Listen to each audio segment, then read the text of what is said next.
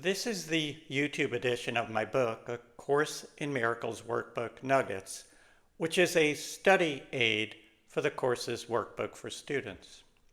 I'll begin by reading my book's commentary on today's lesson over a visual of the book's text. I'll then return with some further thoughts on the lesson. Today's lesson is part of a 10-lesson group that runs from lesson 221 through 230, each of which relates to forgiveness. I'll be repeating this same intro for each of the lessons 221 through 230, so you can scan past this intro in the future if you like.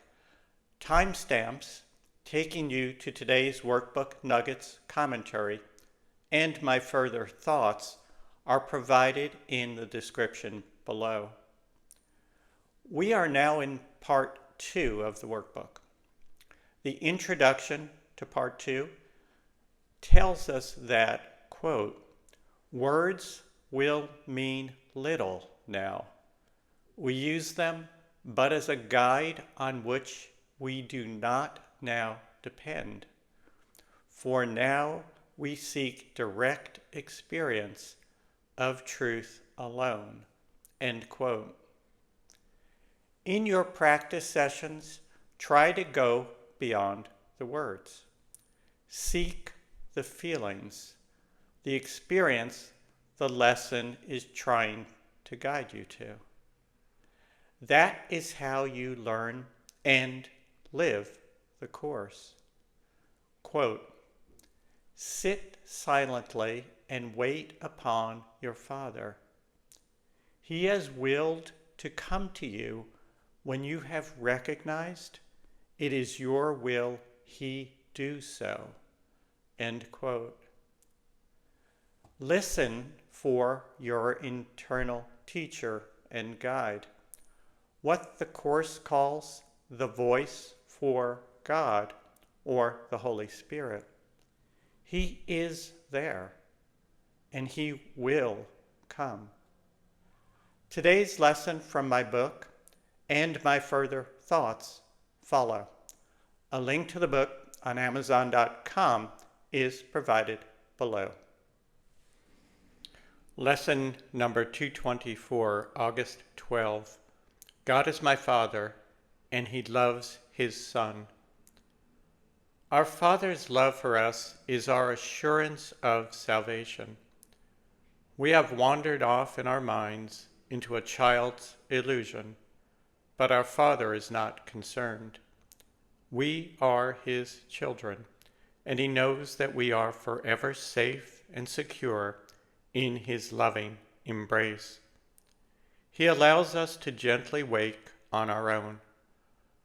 When we truly desire the peace of God above the illusion, we will wake. The title of today's lesson is God is my Father, and he loves his Son.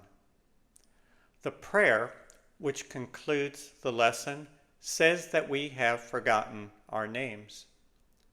Quote, I have forgotten it, my name, and do not know where I am going, who I am, or what it is I do.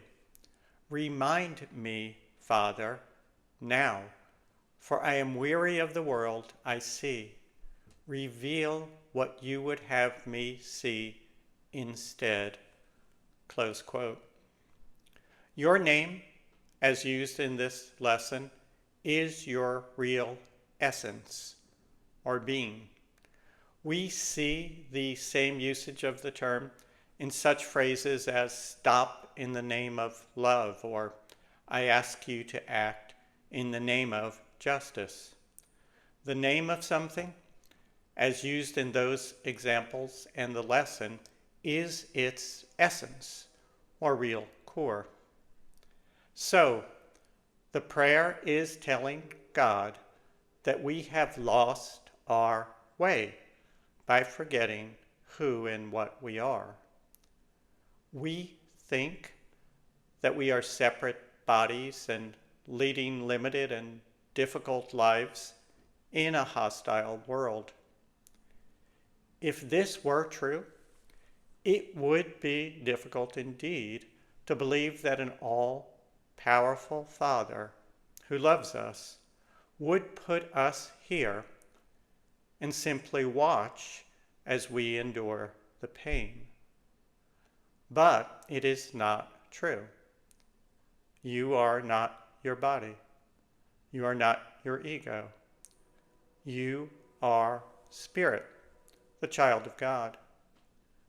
Your real self has no needs and cannot be harmed in any way. Remember this. Remember your true name, your eternal essence. Remember that you are God's son. And it is easy to feel and pray, God is my Father, and he loves his Son.